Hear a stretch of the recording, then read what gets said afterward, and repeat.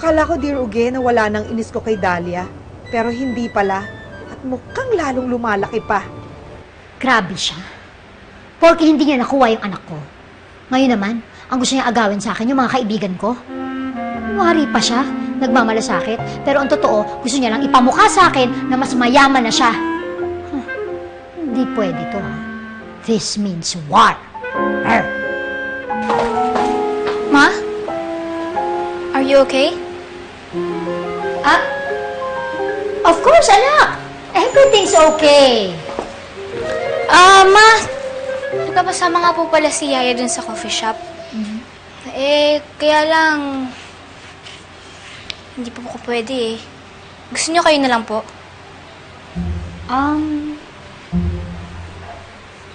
Sure. Anything for our dear Dahlia. Sabi nga nila, know your enemies. Para alam mo kung paano mo sila talunin. At yun ang gagawin ko kay Dahlia. Dahlia, bakit naman ang sabi ni Tricia, naghahanap ka raw ng friend na makakasama? Di ba, friends na kayo nila Armida?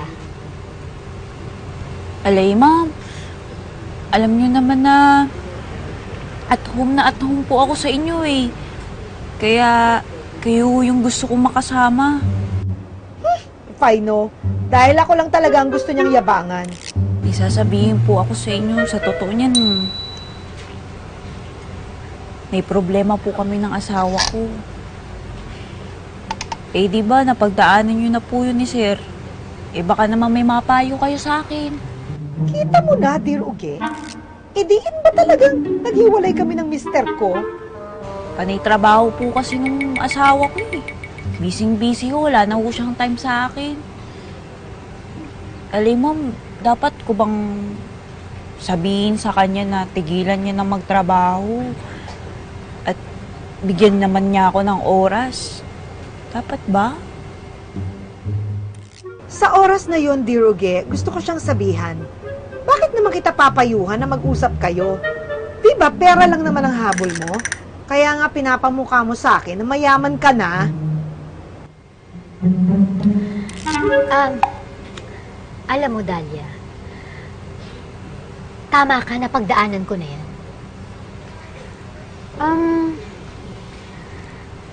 Alam mo kasi noon, akala ko, yung asawa ko, busy lang sa pagtatrabaho, pero yung pala, may iba nang tinatrabaho. Alam mo yan, bakit mo pa siya kakausapin? Kahit na makausapin mo siya, siguradong hindi naman siya aamin. Kaya ang payo ko sa'yo, ha? Bakit? Kung di siya masaya, di ba? O kung masaya siya sa ginagawa niya, aba, dapat magpakasaya ka rin. Alam mo yun? Dapat ang gawin mo, lustayin mo yung pera niya. Mag-shopping ka, lumabas ka kasama nila Armida. Magbakasyon, magsugal, basta ubusin mo yung pera niya. Para sa ganun magantihan mo na siya, no? Bago ka pa niya iwan. Ha? Ang sinasabi niyo, may babae yung asawa ko? Alay, parang hindi naman. Akala ko din walang babaeng asawa ko nun. Pero meron pala.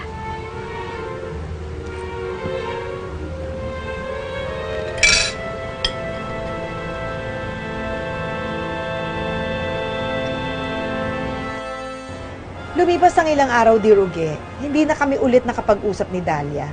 Kaya naman I feel guilty sa mga payo ko sa kanya. Baka nga sinunod niya yon at sumama siya sa mga bad influence na sina Armida. Ayoko naman talagang matulad siya sa akin na hiwalay sa asawa. Ma, iniisip mo si Yaya?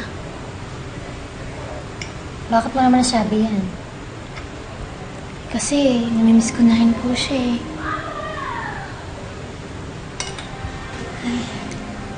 Actually, namimiss ko nga rin siguro siya. Dalang kaya natin siya ng adobo, no? Sana naman walang masamang nangyari sa kanya.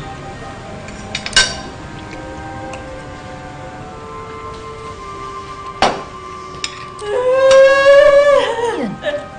Ay! Oh! Dahlia! Ano yan?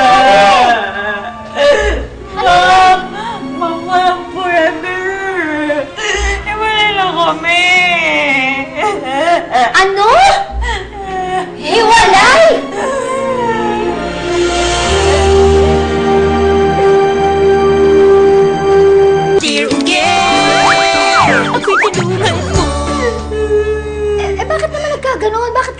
maghiwalay. Huwag mo sabihin, sinunod mo yung payo ko, lumabas ka kasama nila Armida. Ay, ma'am, hindi naman po ako sumasama sa kanila eh. O kaya naman, baka naman sinunod mo yung payo ko na awayin mo siya dahil may babae siya. Ay, hindi rin po. Eh, bakit po kayo naghiwalay?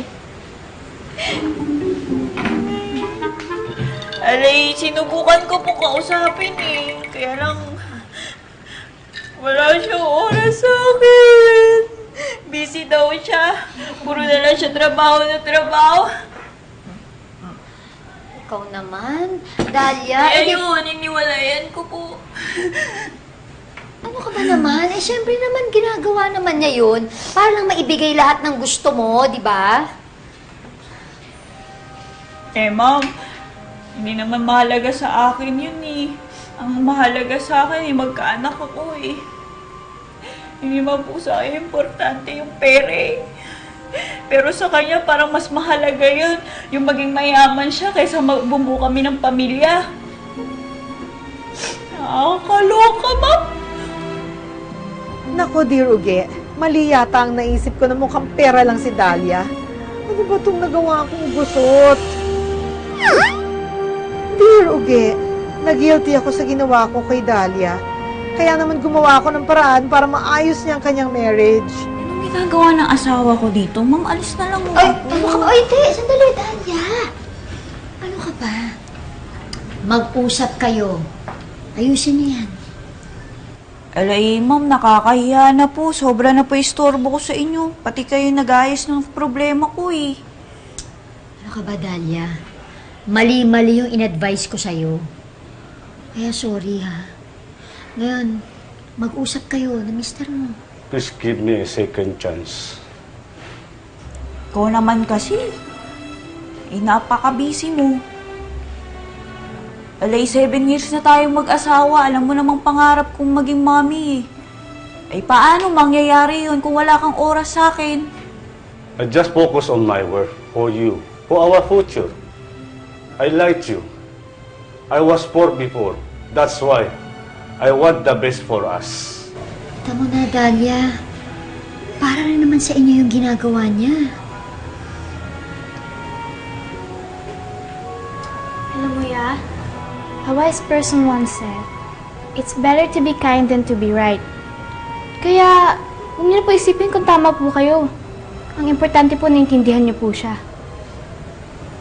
Tuipuchi, o ay ni Dahlia. Oo, I mean,